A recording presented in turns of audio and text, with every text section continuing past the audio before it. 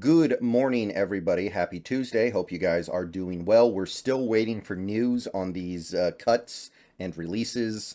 Seahawks kind of going up to the buzzer here. They're going to be beating the buzzer with some of these releases. Got to get down to 53 by 1 o'clock p.m. Pacific, 4 o'clock Eastern. So I'm sure we'll be hearing about it in the very near future. But while we're waiting, I want to talk about something that I usually don't talk about on this channel all that much. These kinds of things, because generally speaking, on this channel, I try to keep things focused on the Seahawks and the things that affect them directly. So, how should I put this? I kind of want to mind my own business on this channel. Sometimes I'll get into stuff that affects the entire NFL. Sometimes, if there's big NFL wide news, I'll discuss it. Of course, sometimes the streams go into topics concerning the NFL not related to the Seahawks. But when it comes to videos on this channel and actual major discussion points, I try to avoid the things that are not obviously of the Seahawks' concern. And one thing this year that is not really of the Seahawks' concern is the Denver Broncos and Russell Wilson. But since we're waiting for some of these releases to happen, and since I think there is still going to be quite a bit of there's still a pretty decent amount of heated emotions from Seahawks fans about this topic. Let's try to see how people feel about it at the very least, right? Because you can't help how you feel, right? You can be told that it has nothing to do with us anymore, and it doesn't. Last year was different. We had a first-round pick and a second-round pick riding on Wilson failing, and him failing so badly last year and the Broncos being so bad was a huge part of this rebuild. But that's not happening this year. We don't really have anything like that. I know we have that third-round pick that might come from the Broncos, but as I've said before, a third-round pick doesn't really matter that much. And it might not even be the Broncos' third-round pick. It might be the Saints' third-round pick. So that weighs into this very, very minorly. I highly recommend you don't waste very much time thinking about that third-round pick this year, and understand that even if you do care about it, which is your right, just know that what the Broncos do only has so much to do with it. So with that in mind, knowing there is no objective reason to root for Wilson and the Broncos to fail, as a Seahawks fan, what do you want Russell Wilson to do this year for the Broncos? Last year, I feel like 95% of Seahawks fans that were aware of the draft pick thing were pretty much on board with rooting for Wilson to be bad and fail and rooting for the Broncos to lose. Vast majority of Seahawks fans that were in the know about that were right there with me in the Discord, in streams, in videos, hoping that Denver would continue to lose when it became clear they were not going to be any good last year. I think that there are some Seahawks fans out there who were unaware of the draft pick situation, who thought everything was just surface level. Either you can hope for Wilson to have success or you don't. I think that there are some Seahawks fans, very small amount, who were aware of the draft pick thing, but they liked Wilson more than they liked those draft picks, so they were rooting for him anyway. Very, very small minority, I think, though. Especially as more news came out concerning the Wilson, Carroll, Schneider, Seahawks divorce. I think that by the time all that stuff came out, most people had no problem rooting for him to fail and lose. But that draft pick thing has gone away. And from the Seahawks fans that I've seen, sometimes I've talked to them, sometimes I've seen them talk about this on other videos, in Discord, in Facebook, Twitter, etc., etc., seems like it's kind of split. I think there's a decent number of Seahawks fans that are going into this like, well, the draft pick thing doesn't matter now, and the Broncos are in the other conference. We don't play them this year. They have very little to do with us. It's hard to imagine a scenario where the Broncos season and how they perform has any real effect on how the Seahawks do this season. They wish him well, because a lot of Seahawks fans still have some degree of affection and love for him because he was a great player for us for an extended period of time. And I think that there are some Seahawks fans that still have a dislike of him. They don't like the way things ended in Seattle. Maybe they didn't even like him before that, but for one reason or another, they don't like the guy and they want him to continue to fail just because well, they don't like him. That's the only reason they need, I guess. I think there are some Seahawks fans that want him to fail because of the third round pick, even though it doesn't matter that much. They think it matters enough. Maybe they're completely indifferent to it, and the draft pick kind of pushes it towards rooting for failure. And then I think there are Seahawks fans who just genuinely do not care. They don't care at all how he does this year for the Broncos. If he fails, okay. If he succeeds, okay. It has nothing to do with us anymore. We got the primo draft picks from the Broncos being so bad last year. There's nothing left to really gain from it. So whatever happens this year, they're okay with it. They don't feel any affection towards Wilson, but they don't have any animosity towards him. So I've seen all these different angles, and I want to hear what is yours about this one. Now, I'm not really going to use this video to talk about what I think will happen because that's a little off the topic of what I'm trying to discuss here. What I will say, though, is that this is a phenomenal narrative. There might be no more interesting narrative for the 2023 season than where is Russell Wilson's legacy going to go. It's been, I mean, you want to talk about script writers. Everybody's making jokes about NFL script writers right now. What a script. This guy has 10 quality years in Seattle, some more than others, but 10 quality years in Seattle, gets traded in one of the biggest trades in NFL history, and immediately, like someone turned off a light switch, morphs into the worst quarterback in the league, pretty much. And in the offseason, he finally gets the coach that he's been pining for years. It was known that even when he was in Seattle, even when he still had Pete Carroll as his coach, not going anywhere, he wanted to work with Sean Payton. He wanted Sean Payton to be his coach. Now he finally gets that guy, the one guy who he seems to think can get him back to where he was, get him back to being a really good quarterback, and right the wrongs of last year in Denver. So it's a phenomenal story that is starting to unfold here. It's been a fascinating narrative since last year when he started to play really bad, and it's all been kind of building to this. And this year is going to, I think, provide a perfect fork in the road for Wilson's career and legacy.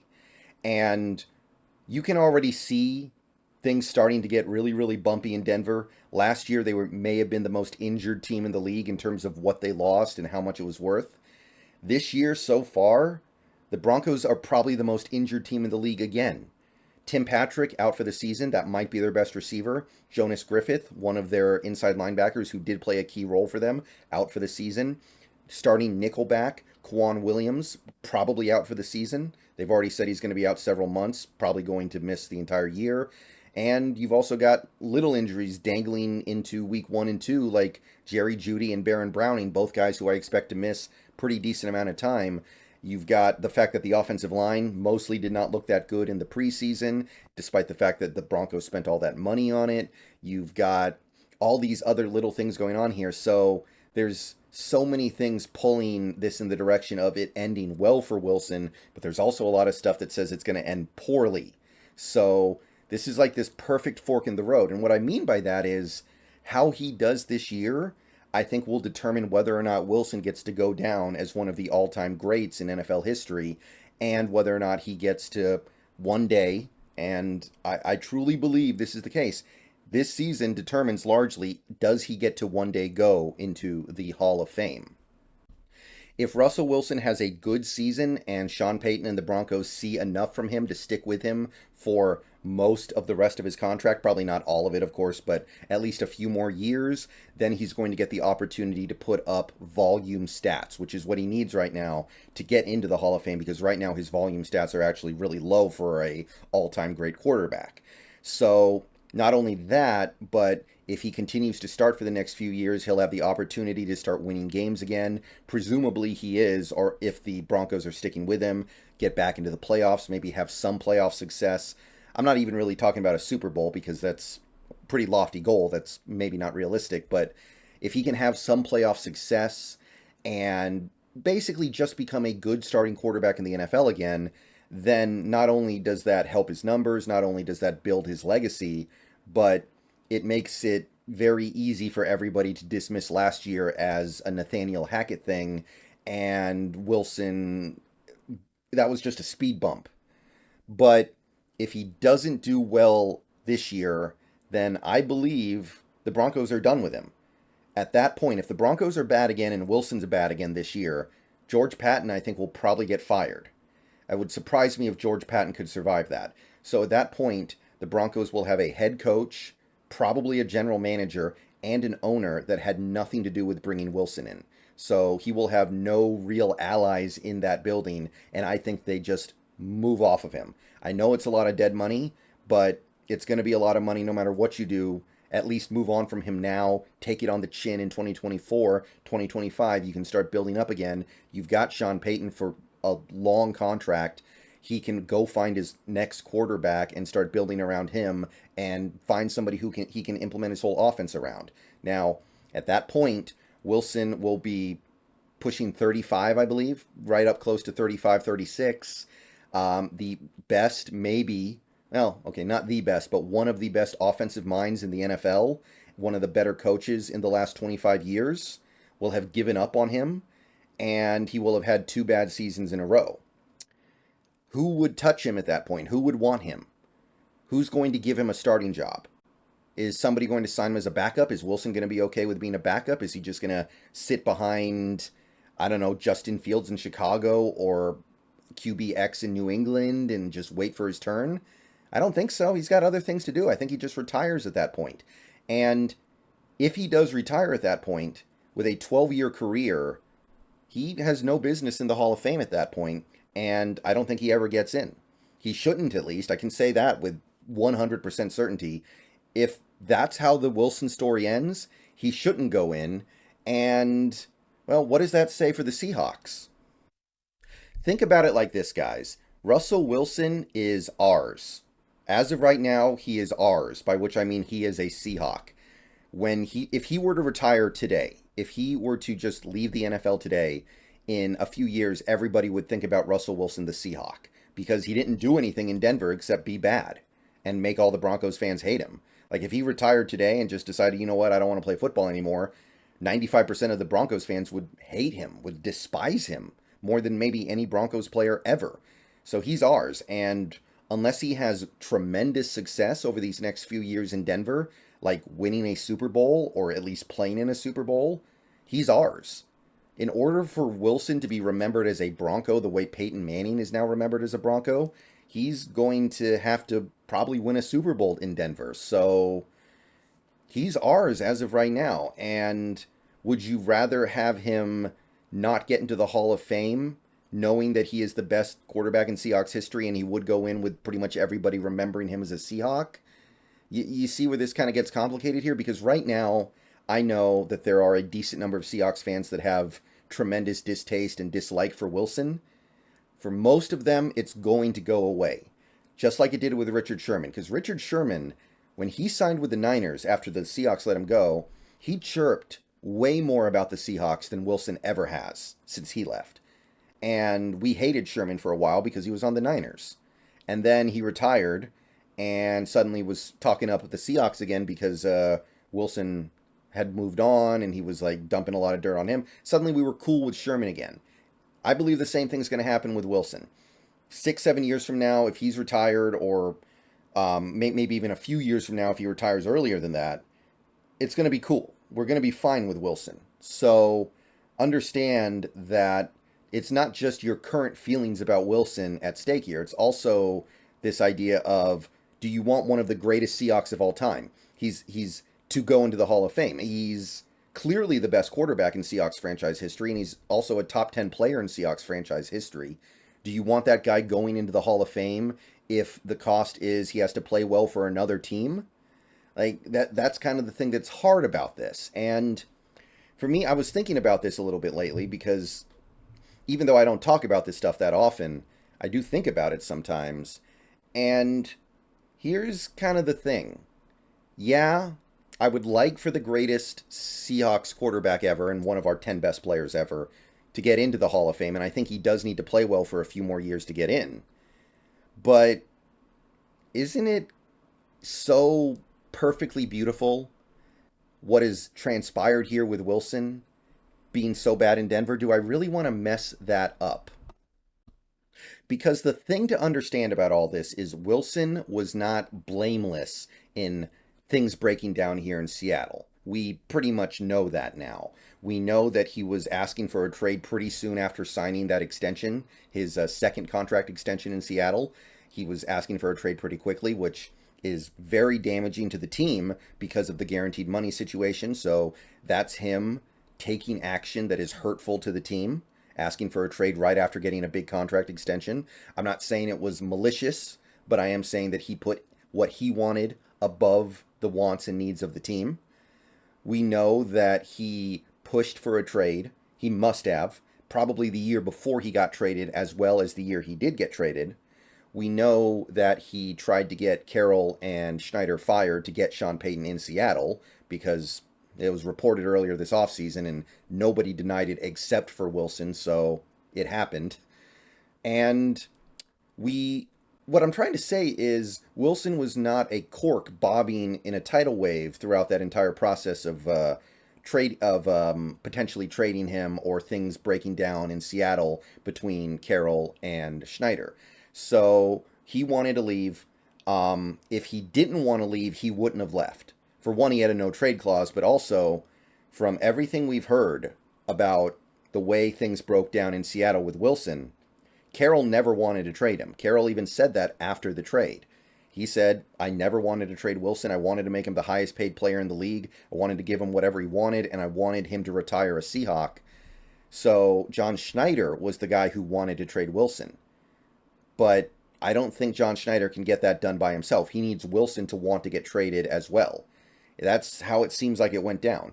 Wilson wanted to leave. Schneider wanted him to leave. Carroll was trying to hold it together because he wanted to keep Wilson, but eventually he threw his hands up and said, okay, I can't stop this anymore, so let's just make it happen. And it happened. So on top of that, you have the fact that Wilson nixed the trade to Philly that we had ready to go. We had a trade that Philly was going to do. Philly had the trade that we were going to do. It was all going good, and then Wilson said, no, I'm not going to Philly. And he chose Denver as the place that he thought was going to unleash him. And make no mistake, that's exactly what it was. He thought that Denver was going to do things with him that Seattle wouldn't or couldn't do. He thought the reason why he wasn't having the ultimate success, why he wasn't winning or putting up the numbers that he thought he should be putting up, was because of something this team was doing. Carroll, Schneider, whoever, he thought that if I go to a different team, a different, better situation, I will be unleashed. And how sweet would it be if it was the exact opposite? Because at the end of the day, I am a Seahawks fan. I have problems with parts of this organization from time to time, of course, but I am a Seahawks fan. I don't want there to be something fundamentally wrong with my team, that they have this all-time great, amazing quarterback and they don't know how to use him. I don't want that to be the case. That's more important to me than my devotion to any one player. It kind of has to be. I'm a fan of the team. That's what you sign up for when you decide to root for an NFL team. So for him to sit there and say, I think that the problem, the reason why I'm not back in the Super Bowl every year, the reason why I'm not having deep playoff runs, the reason why I'm not winning MVPs is not because of me. I'm doing everything that I need to do. I'm great. I'm awesome. And it's these people around me that are failing me, like Carroll, like Schneider, like my teammates, whatever. I'm going to go to Denver, and Denver's going to give me these things that I want. And then he gets there and he finds out that not only is it worse in Denver, but in actuality, Pete Carroll had the special sauce that made Wilson work that nobody else really has. If he fails this year, that's 100% going to be the narrative. And while I don't know if it's true or not, Wilson deserves it at that point. So there's something so beautiful about that, about a guy thinking that he's just way better than he is, thinking he's some all-time great superstar, one of the best quarterbacks ever, thinking that he's being held back, when in reality he's being held up. We got to see the first half of that narrative play out last year when he bombed so badly with Hackett and the Broncos. So if he does that again this year, if he bombs out again, then at that point, I think pretty much everybody's just going to say, Carroll had the special sauce. Carroll had the formula to make it work with Wilson, and without Carroll, Wilson just isn't any good. And again, I don't know if that's true or not, but that's going to become a narrative, and that's going to be a big part of Wilson's legacy. The guy who Carroll made look better than he was. And because Wilson brought this on himself, he did. He really did. I cannot help but root for him to not have success this year and have things go that way, because it's just so beautifully poetic if that's the way this goes. Because again, this wasn't something that happened to him. He wanted this to happen. He brought it on himself. And on top of it, he could have gone to Philly and played behind that amazing offensive line and that great defense and coaching staff and awesome A-plus organization. And he said, no, I don't want that. For one reason or another, he didn't like that either. So if he becomes this victim of his own hubris, it'll be just such a beautiful end to this story. I can't help but want that to happen. With all that being said, I don't think Russell Wilson is malicious. I don't think Russell Wilson meant some of the things that were implied or said when he left Seattle. I think that some Seahawks fans do take it a little too personally, even though he was at fault for some of the stuff that went down, and even though he did do some things that were a little underhanded. I don't think he actually means anything malicious by it, and I don't think he's a bad person. I don't really dislike him. So if he does have success and rebuild at least some of his career in Denver, I'm not going to hate that either. Again, it doesn't really affect us anymore. He's gone. We got great stuff out of it. And if Denver gets some decent stuff out of it, then I'm still feeling great about where we came out on that one. So it's not a huge deal to me, but I got to admit, that narrative of, it's a classic story of this guy who just thinks he's way better than he is. He puts himself in a situation where he believes that I'm going to show the world that I'm better than they thought, and just proving that he's actually not even close to what they thought he was before it's so beautifully poetic. I kind of want to see it happen at this point. I'm just going to say it. And I don't know if that makes me a bad person, because again, it's not like I dislike Wilson. It's not like I think he's a bad person or malicious or anything like that. I just kind of feel like that narrative would be the most entertaining and fun and compelling. So let me know what you guys think. What do you want Wilson to do this year? Do you want him to succeed because you still like him and have affection for him? Do you want him to fail because you don't like him and want to see the things that he says and implies shoved in his face, and you want to see him humiliated? Do you want him to fail just because of the draft pick? Or are you maybe completely indifferent to it? I want to hear about it down below. This was a long video, way longer than I wanted it to be, considering that we're talking about something that doesn't have much to do with the Seahawks, but we're waiting for news. We're waiting for news on these releases this morning, and there's still a lot of emotion about the Russell Wilson stuff, I think, guys. I think some people are still, people are over it because he played so bad last year for the most part, but I think there's still some unresolved feelings with a lot of Seahawks fans and Wilson because of the way things went down. All right. Talk to you guys later. We're going to get some news later. Go Hawks. I'm going to go ahead and post this one up pretty early this morning to make sure it doesn't get in the way of the release news. But let me know what you want.